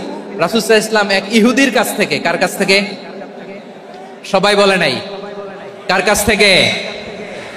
আমার নবী, পেয়ারা নবী এক ইহুদির কাছ থেকে জব কিনেছিল, জব, বার্লি, যেটা দিয়ে রুটি বানায়। ওই জবের দাম দেওয়া টাকা পয়সা নবীর কাছে ছিল না, ফলে নবী ওনার একটা পোশাককে মর্গেজ রেখেছিলেন, মর্গেজ, বন্ধক, যে এখন এটার দাম দিতে পারবো না, কয়েক কেজি বার্লি নিয়ে যাই আর বন্ধক হিসেবে আমার জামাটা রেখে গেলাম, যেই দিন দাম দিব ওই দিন জামাটা ছুটাই নিয়ে যাও। সুবহানাল্লাহ পড়বেন না? বাকিতে নিছিলেন, বাকিতে। দিরআহু মিন হাদিদ, লোহার তৈরি বর্ম, মানে যুদ্ধের পোশাক, লোহা দিয়ে বানানো। বিশ্বনবী বললেন, কয়েক কেজি জব দাও, টাকাটা পরে দিব, এখন টাকা নাই, বন্ধক হিসেবে, মর্গেজ হিসেবে আমার জামা রেখে গেলাম, যখন টাকা দিব জামা ছুটায় নিব। আওয়াজ করে বলতে হবে সুবহানাল্লাহ। এ থেকে বোঝা গেল অমুসলিমদের সাথে ফিনান্সিয়াল ডিলিং করা যায়, অর্থনৈতিক লেনদেন করা যায়, কেনাবেচা করা যায়, প্রোডাক্ট কেনা যায়। এমনকি আমাদের মসজিদে নববীতে বারান্দায় আপনারা একটা অটোমেটিক ফ্লাইং আমব্রেলা দেখছেন? সূর্য যখন বাড়ে মসজিদে নববীর বারান্দায় ইয়ার্ডের মধ্যে অটোমেটিক্যালি কিছু আমব্রেলা আছে, সাঁ করে খুলে যায়, আর সূর্যের তাপ লাগে না। আবার সন্ধ্যাবেলায় এই আমব্রেলা গুলো ওরা ক্লোজ করে ফেলে, দেখেন নাই না? দেখছেন? এই মসজিদে নববীকে সর্বোচ্চ উন্নত মানের কনস্ট্রাকশন ইনফ্রাস্ট্রাকচারে ডেভেলপ করার জন্য কর্তৃপক্ষ কিছু অমুসলিম ইঞ্জিনিয়ারের, ডিজাইনারের সহায়তা নিয়েছিল। সুবহানাল্লাহ বলেন। কোন দলিলের ভিত্তিতে? এই দলিলের ভিত্তিতে যে বিষ্ণু ঈসা ইসলাম অমুসলিমদের সাথেও লেনদেন করেছেন। আওয়াজ করে বলতে হবে আল্লাহু আকবার। শুধু তাই নয়, ইন কেস অফ ইমার্জেন্সি, প্রয়োজনে ইসলামের খাতিরে, ইসলামকে সামনের দিকে এগিয়ে নিয়ে যাওয়ার জন্য অমুসলিমদের সাপোর্ট নেওয়া জায়েজ আছে। সুবহানাল্লাহ বলেন। অমুসলিমদের সাপোর্ট নেয়া, তাদের থেকে অর্থ নেয়া, পলিটিক্যাল সাপোর্ট, পলিটিক্যাল অ্যাসাইলাম নেওয়া জায়েজ আছে। আমাদের অনেক বিশ্ববরেণ্য দায়ীরা আমেরিকায় অস্থায়ীভাবে অ্যাসাইলাম নিয়ে থাকে, নিজের দেশে গেলে ফাঁসিতে ঝুলাই দিবে। যুগ যুগ ধরে দায়ীদের উপরে এরকম অত্যাচার আর নির্যাতন আছে না নাই? মিশরের অনেক দায়ীরা পাশ্চাত্যে যেয়ে থাকে, এই যে তারা পলিটিক্যাল অ্যাসাইলাম নিয়ে থাকে, রাজনৈতিক আশ্রয়, এটা জায়েজ আছে না? এটা যে জায়েজ আছে তার প্রমাণ স্বয়ং বিশ্বনবী সাল্লাল্লাহু আলাইহি ওয়াসাল্লাম পলিটিক্যাল সাপোর্ট নিয়েছিলেন অমুসলিমদের কাছ থেকে। সুবহানাল্লাহ বলেন। খুব মজাদার একটা ঘটনা শুনবেন, আপনাদের আগ্রহ দেখতে পেলেন, হৃদয়টা ভেঙে খান খান। যিনি ঘরের ভেতরে বিশ্বনবীকে সান্ত্বনা দিতেন, ভালোবাসা দিতেন, বাইরে গেলে কুরাইশরা বকাঝকা করে, অত্যাচার করে, কিন্তু আম্মা জান খাদিজা রাদিয়াল্লাহু তাআলা আনহা ঘরটারে এমন শান্তির নীর বানায় রেখেছেন, এই ঘরের ভিতরে ঢুকলে বিশ্বনবীর কলিজাটা ঠান্ডা হয়ে যেত। এজন্য রব্বুল আলামিন বলেন, খাদিজা, ও আমার বান্দি খাদিজা, জান্নাতে এমন স্পেশাল একটা ঘর আমি তোমার জন্য রেডি করে রেখেছি। ওই ঘরের মধ্যে কোনো আওয়াজ নাই, ওই ঘরের মধ্যে কোনো নয়েজ নাই, ওই ঘরে কোনো বিশৃঙ্খলা নাই। কারণ মক্কার জমিনে আমার নবী কুরাইশদের বিশৃঙ্খলা, নয়েজ আর ঝামেলাগুলোকে উপেক্ষা করে যখন তোমার ঘরের ভিতরে ঢুকতো, ঘরটারে তুমি শান্তির নীর, ঠান্ডা, নীরব, নিস্তব্ধ, নিঝুম আর শান্তির নীর বানিয়ে রেখেছো। এজন্য জান্নাতে স্পেশাল একটা শান্তির নীর আমি তোমারে উপহার দেব। ওই প্রিয়তমা স্ত্রী খাদিজা ইন্তেকাল করলেন, বিশ্বনবীর হৃদয় ভেঙে খান খান। আবার ওনার চাচা আবু তালেব ইন্তেকাল করলেন, যিনি পলিটিক্যাল শেল্টার দিতেন নবীকে। কে দিতেন? আবু তালেবের ভয়ে, বিশ্বনবীর এই চাচার ভয়ে কোনো মুশরিক নবীর গায়ে হাত দেওয়ার সাহস পায় নাই। এখন স্ত্রীও নাই, চাচাও নাই, নবীকে আশ্রয় দেওয়ার কেউ নাই, নবীর চারদিকে অন্ধকার। নবী এখন কই যাবেন?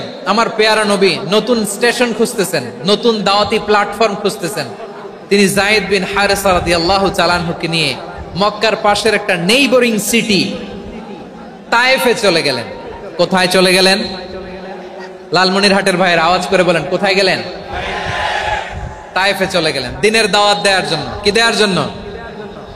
নাকি জমি কিনতে গেছিলেন? জমি কিনতে, দুনিয়ার যশ খ্যাতির জন্য, নিজের কোনো লাভের জন্য? তায়েফবাসীদেরকে জাহান্নামের আগুন থেকে বাঁচানোর জন্য। আওয়াজ করে বলতে হবে ঠিক কি না? বিশ্বনবী বিশাল মরুপথ, পাহাড়ি পথ পাড়ি দিয়ে তায়েফের মরুজমিনে গেলেন কোরআনের দাওয়াত নিয়ে, ইমানের দাওয়াত নিয়ে। কিন্তু তায়েফের লোকেরা বিশ্বনবীর দাওয়াতকে শুধু প্রত্যাখ্যান করেই থামে নাই, তারা বিশ্বনবীর সাথে অত্যন্ত খারাপ আচরণ করেছে। বিশ্বনবীকে শারীরিকভাবে হেনস্থা করেছে, আমার নবীকে শারীরিকভাবে অত্যাচার করেছে, আমার পেয়ারা নবীর গায়ে পাথর মেরেছে, বিশ্বনবীর গা বেয়ে ঝরঝর করে রক্ত ঝরেছে, নবী জামিনের মধ্যে লুটিয়ে পড়েছেন, আবার মেরেছে, আবার নবী হাঁটতে শুরু করলেন, পেছন থেকে আবার মেরেছে, আবার নবী রক্তাক্ত হয়ে জামিনের মধ্যে লুটিয়ে পড়লেন, আবার মেরেছে। বিশ্বনবীর মতো এত সুশ্রী মানব, বিশ্বনবীর মতো এত শুভ্র মানব, বিশ্বনবীর মতো এমন চমৎকার দেহাবয়ব দিয়ে রব্বুল আলামিন কাউকে বানান নাই। এরকম চমৎকার মানুষটাকে তারা তায়েফের ওই জমিনে রক্তাক্ত করেছে। বিশ্বনবী দুনিয়ার কোনো স্বার্থের জন্য সেখানে যান নাই, নিজের কোনো লাভের জন্য, প্রাপ্তির জন্য যান নাই, তায়েফবাসীদের জাহান্নামের আগুন থেকে বাঁচাতে গিয়েছেন। ঠিক কিনা বলেন?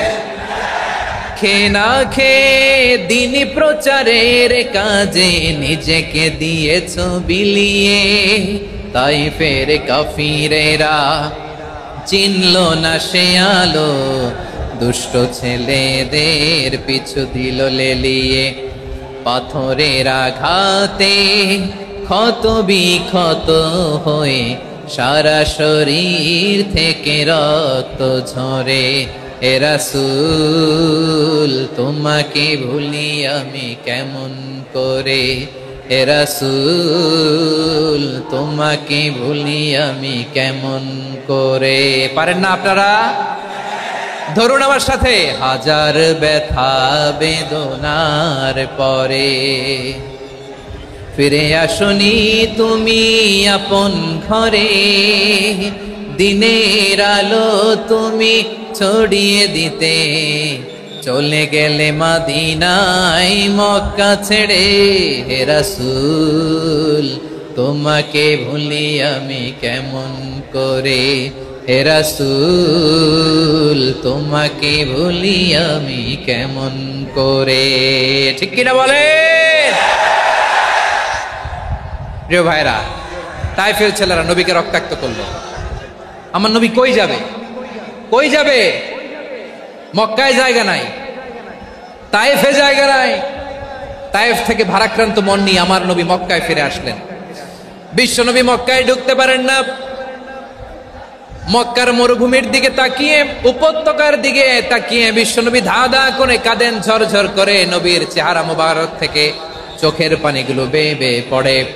আমার জন্মস্থান, আমার শৈশব, কৈশোর, যৌবন কেটেছে এই মক্কায়, আমার এলাকায় আমি ঢুকতে পারি না। বিশ্বনবী মক্কার অনতি দূরে দাঁড়িয়ে জায়েদকে পাঠালেন, জায়েদ যাও দেখো কেউ আমাকে সাপোর্ট করার মতো আছে কিনা, যাও অমুকের কাছে যাও। জায়েদ গেলেন, তারাও প্রত্যাখ্যান করে ফিরিয়ে দেয়। বিশ্বনবী বললেন যাও অমুক লোকের কাছে যাও, তিনিও প্রত্যাখ্যান করে ফিরিয়ে দিলেন। কেউ বিশ্বনবীকে আশ্রয় দিতে রাজি হয় না। নিজ জন্মভূমিতে বিতাড়িত বিশ্বনবী, সর্বশেষ বিশ্বনবী বললেন যাও মুতঈম ইবনে আদির ঘরে যাও। মুতঈম ইবনে আদি মুশরিক, তার কাছে যাও। গেলেন, মুতঈম ইবনে আদি রাজি হয়ে গেল। সুবহানাল্লাহ বলেন। দেখেন, অনেক বিপদের সময়ও আমি নিজে সাক্ষী, সামাজিকভাবে, রাজনৈতিকভাবে কত ঝঞ্ঝা, কত ষড়যন্ত্র, কত কনস্পাইরেসি পাড়ি দিয়ে আমাদেরকে সামনে এগিয়ে যেতে হয়। এই শত্রুদের ভেতরেও একজনকে দাঁড় করিয়ে দেয় যে আল্লাহর কোরআনের জন্য রেডি হয়ে যায়। পড়েন সুবহানাল্লাহ। মুতঈম ইবনে আদি, আল্লাহ তার মনকে নরম করে দিলেন। মুতঈম বলে, মুহাম্মদ আমি তোমাকে আশ্রয় দিব। তার দুই ছেলেকে পাঠালেন, যাও খোলা তলোয়ার নিয়ে, স্কট দিয়ে, গার্ড অফ অনার দিয়ে মুহাম্মদকে মক্কায় ঢুকাও, আর বলো আমি আমান দেব। আমান কি দিব? আমান মানে সিকিউরিটি, নিরাপত্তা। সিকিউরিটি ছাড়া, আমান দেওয়া ছাড়া কেউ থাকতে পারতো না মক্কায়। দুই ছেলে বিষ্ণু ঈসা ইসলামকে নিয়ে আসলো। নবী কাবার চারদিকে তাওয়াফ করলেন, নামাজ পড়লেন। আবু জাহেল, উতবা, শাইবা, ওয়ালিদ ইবনে মুগিরা সবাই দেখে কেউ কিছু করতে পারে না। কারণ মুতঈম ইবনে আদি ঘোষণা দিয়েছেন, আমি মুহাম্মদকে আমান দিয়েছি, মুহাম্মাদের গায়ে যেন কেউ স্পর্শ না করে। আওয়াজ করে পড়েন সুবহানাল্লাহ। নবীর এই বিপদকালে মুহূর্তে মুতঈমের হৃদয়টারে নরম করে দিল কে? আচ্ছা, লালমনিরহাটের ভাইয়েরা বলেন, এই মুতঈম কি মুসলিম ছিল না মুশরিক? সবাই বলতে হবে, মুসলিম না মুশরিক? তাহলে মুশরিকের কাছ থেকে নবী পলিটিক্যাল অ্যাসাইলাম, আধুনিক রাষ্ট্রবিজ্ঞানের ভাষায় পলিটিক্যাল অ্যাসাইলাম, যেটাকে বলে রাজনৈতিক আশ্রয়, উনার আমান বা নিরাপত্তার এই ঘোষণায় তিনি মক্কায় ঢুকলেন। যতদিন নিরাপত্তা ছিল ছিলেন। মুতঈম যখন মারা গেল, বিষ্ণু ইসলাম হিজরত করে মদিনায় চলে গেলেন। সুবহানাল্লাহ। কিন্তু মুতঈম যে বিশ্বনবীর উপকার করছে এটা বিশ্বনবী ভুলে নাই। আমাদের অনেকে আছে উপকার করার পরে আর খেয়াল থাকে না, খাওয়ার পরে গলা দিয়ে নামলে আর খেয়াল থাকে না। এরকম আছে না নাই? আমার নবী ভুলে নাই। বদরের প্রান্তরে 70 জন কাফেরকে যখন বন্দী করে বিশ্বনবীর সামনে হাঁটু গেড়ে দাঁড় করানো হলো, বসানো হলো, 70 জন কাফের। কয়জন?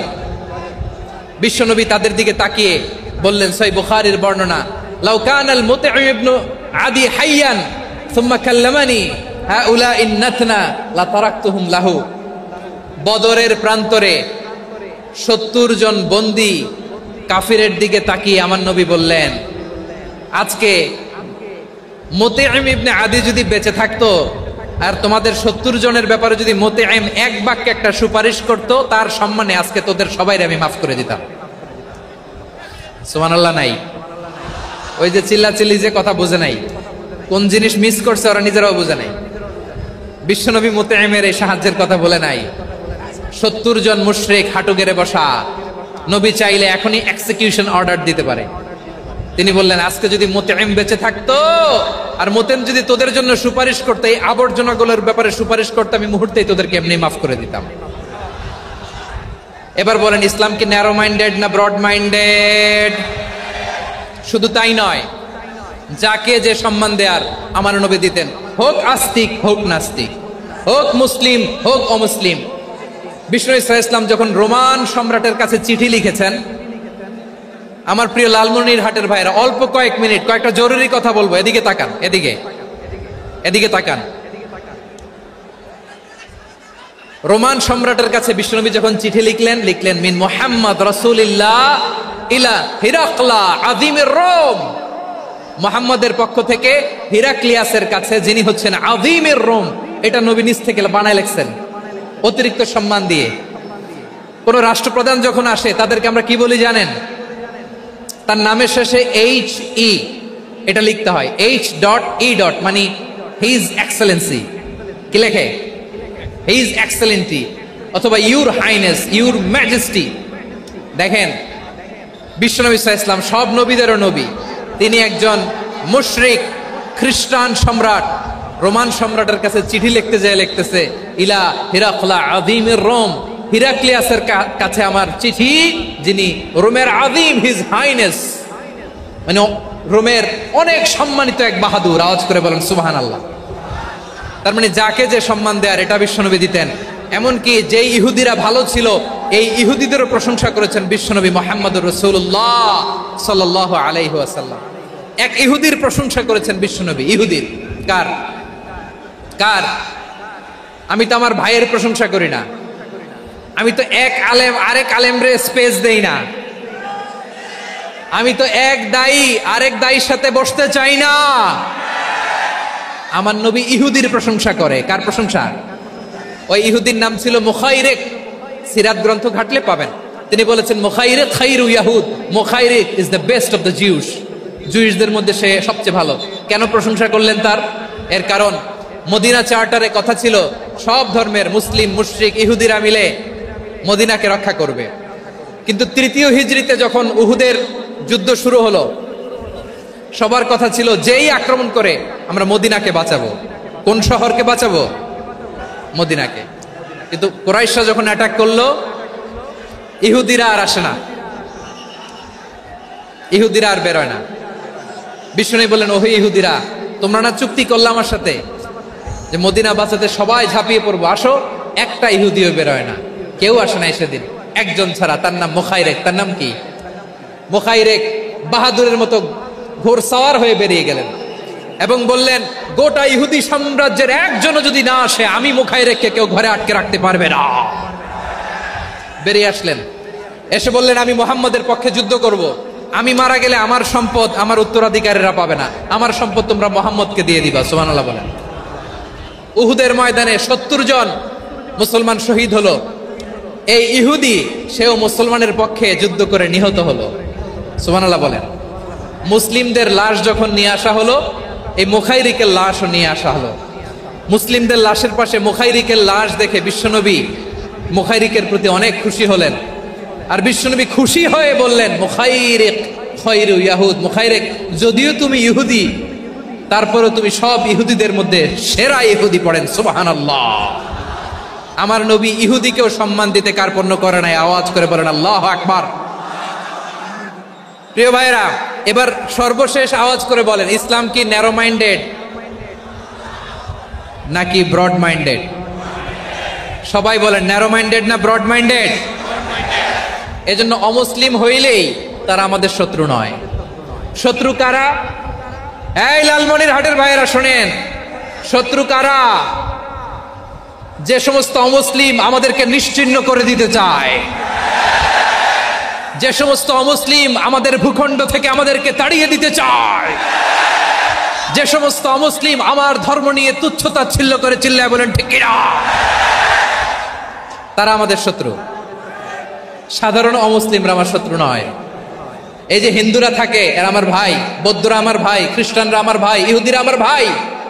তারা দিনই ভাই নয়, তারা মায়ের পেটের ভাই নয়, তারা মানবিক দিক থেকে ভাই। ও মানুষ, আমিও মানুষ। ইসলাম মানুষকে সম্মান করে, চিল্লায় বলো ঠিক কিনা। যারা আমাদের অস্তিত্বকে নিশ্চিহ্ন করতে চায়, যারা আমাদের ভূখণ্ডকে দখল করতে চায়, যারা আমাদেরকে নিয়ে মকারি করে, ফান করে, টিটকারি করে, আমার ধর্ম নিয়ে খেলা করে, তাচ্ছিল্য করে, ওদের বিরুদ্ধে আমাদের জিহাদ। সাধারণ মুসলিম আমাদের শত্রু নয়। আপনি জানেন, নিউ ইয়র্কে, আমি তো নিউ ইয়র্কে ছিলাম অনেকদিন, ওখানে ফিলিস্তিনিদের পক্ষে যখন আমরা মিছিল করেছি, অনেক ইহুদি আমাদের সাথে মিছিলে দাঁড়িয়েছে। কারণ ওরাও জানে এই ভূখণ্ড ফিলিস্তিনিদের ভূখণ্ড। আওয়াজ করে বলো লালমনিরহাট ঠিক কিনা। ইসরায়েলের রাজধানী খোদ তেল আবিবে অনেক ইহুদিরা বেঞ্জামিন নেতানিয়াহু তার বিরুদ্ধে মিছিল করেছে। তো তারা কি আমাদের শত্রু? না। অনেক খ্রিস্টান আমাদের সাথে আমাদের স্বার্থ রক্ষায় আমাদের পাশে দাঁড়িয়েছে। খেয়াল রাখবেন, হিন্দু আর হিন্দুত্ববাদ এক নয়, ইহুদি ধর্ম আর জায়নিজম এক নয়। জায়নিজমের বিরুদ্ধে আমাদের সংগ্রাম, আমাদের জেহাদ, চিল্লায় বলেন ঠিক কিনা। এই যে ফিলিস্তিনের ভাইরা, তারা তাদের স্বাধীনতা সংগ্রামের জন্য লড়াই করছে, করে যাচ্ছে, আমরা এটাকে সমর্থন জানাই, চিল্লায় বলো ঠিক কিনা। কাশ্মীরের ভাইরা স্বাধীনতার জন্য সংগ্রাম করছে, আমরা সেই সংগ্রামকে সমর্থন জানাই, আওয়াজ করে বলো ঠিক কিনা। যারাই আমাদের ইসলামকে নিশ্চিহ্ন করতে চায়, তাদের বিরুদ্ধে আমাদের সংগ্রাম, আওয়াজ করে বলতে হবে ঠিক কিনা। ওই সমস্ত দুর্বৃত্তদের সাথে আমাদের কোনো সম্পর্ক নাই। আমরা যদি ঐক্যবদ্ধ থাকতে পারি, ওই দুর্বৃত্তরা চান্স পাবে না। আমরা ঐক্যবদ্ধ থাকতে রাজি আছি। লালমনিরহাটের ভাইয়েরা, আমরা ঐক্যবদ্ধ থাকলে ওই দুর্বৃত্তদের কালো হাত ভেঙে দিতে আমাদের সময় লাগবে না। তাদের কালো হাত ভেঙে দিতে রাজি আছো মুসলমান? কারা কারা রাজি? দু হাত তুলে দেখাও।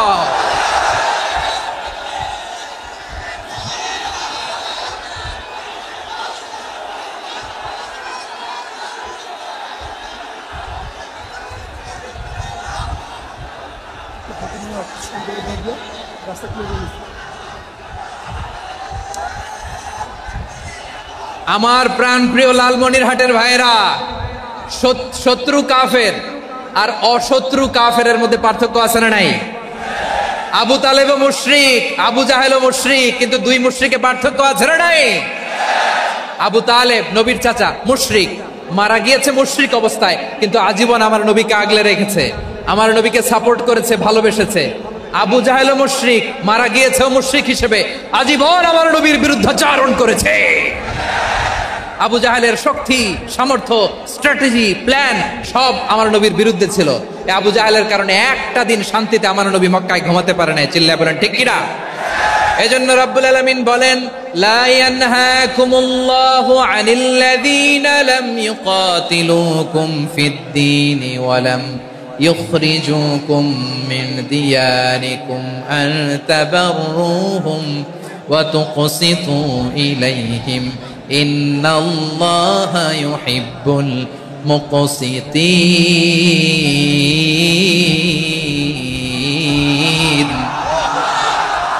আল্লাহ বলে, গোলামেরা শোনো শোনো, যে সমস্ত অমুসলিম তোমাদের সাথে ধর্মযুদ্ধে লিপ্ত হয় না, তোমাদের বিরুদ্ধে যে সমস্ত অমুসলিম অস্ত্র ধরে না, যে সমস্ত অমুসলিম তোমাদেরকে তোমাদের জন্মস্থান থেকে ভূখণ্ড থেকে তাড়িয়ে দেয় না, তাদের সাথে ভালো আচরণ করতে আমি আল্লাহ নিষেধ করি নাই। তাদের সাথে সদাচরণে কোনো নিষেধাজ্ঞা নাই, বরং তাদের সাথে সদাচরণ করো, এটাই আমি আল্লাহ চাই।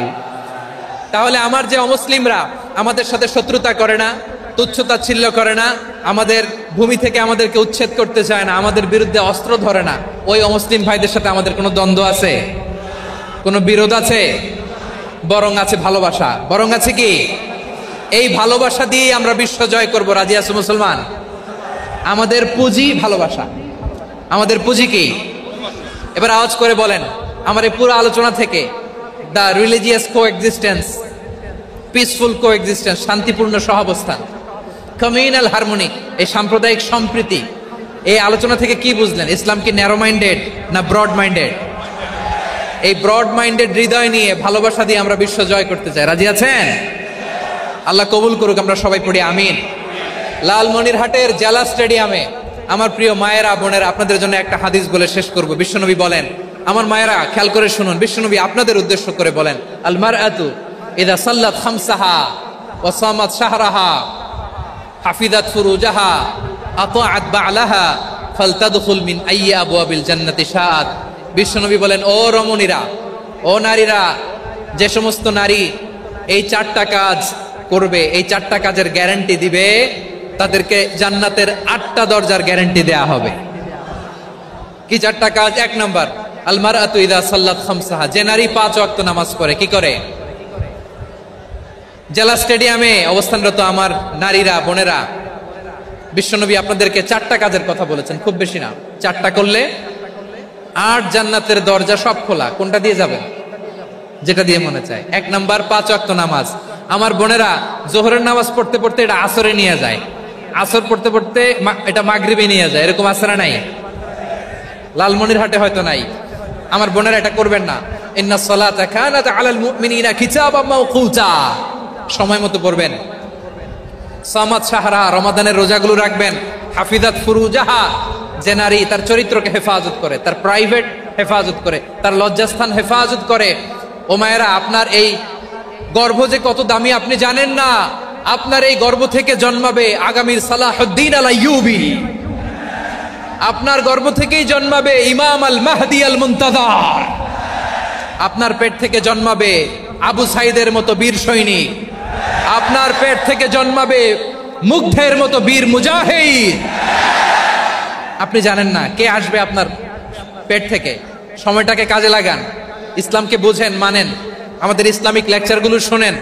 আমরা যে বার্তাগুলো, ইনস্ট্রাকশনগুলো, দিক নির্দেশনাগুলো আপনাদের খেদমতে রাখি, এগুলো মেনে চলুন। আপনিই পারেন আপনার ঘরটাকে জান্নাতের টুকরা বানাতে। একটা family, it's a very big institution and you are the MD, the managing director of this institution. চিল্লায় বলেন ঠিক কিনা? চাইলেই পারেন ঘরটারে জান্নাতের টুকরা বানাতে। 5 ওয়াক্ত সালাত, রমাদানের রোজা, নিজের চরিত্রের হেফাজত, ও আতাআত বা'লাহা, স্বামীর আনুগত্য। এটাতে অনেকে ভুল করে থাকে। হায় রে আমার বোনেরা, স্বামীর আনুগত্যকে এটা নিজের অপমান মনে করবেন না। আপনার স্বামী আপনার সবচেয়ে বড় গার্ডিয়ান, তিনি আপনার সবচেয়ে ভালো চায়। নারী কখনো গার্ডিয়ানশিপের বাইরে থাকতে পারে না। হয় আপনি বাবার গার্ডিয়ানশিপের ভেতরে, বাপ না থাকলে ভাই আপনার গার্ডিয়ান, ভাই না থাকলে চাচা গার্ডিয়ান, বিয়ের পরে আপনার স্বামী আপনার গার্ডিয়ান। শরিয়া সম্মত স্বামীর আদেশগুলো আপনি মেনে চলবেন, কিন্তু শরিয়া বিরুদ্ধ কোনো আদেশ মানতে আপনি বাধ্য নয়। আওয়াজ করে বলুন সবাই ঠিক কিনা? এই 4টা কাজ যদি কোনো নারী করে, বিশ্বনবী বলেন জান্নাতের 8টা দরজা খোলা। তোমার যেটা দিয়ে মনে চায় সেটা দিয়ে জান্নাতে তুমি এন্ট্রি নিতে পারবা। আমরা এখানে লালমনিরহাটের সোহরাওয়ার্দী ময়দানে আজকে যেমন একত্রিত হতে পারলাম, আল্লাহর জান্নাতেও যেন একত্রিত হতে পারে। আল্লাহ তুমি তৌফিক দান করো। আল্লাহ আমার এই কলিজার টুকরা যুবক ভাইদেরকে তুমি উমরে ফারুকের মতো কবুল করো।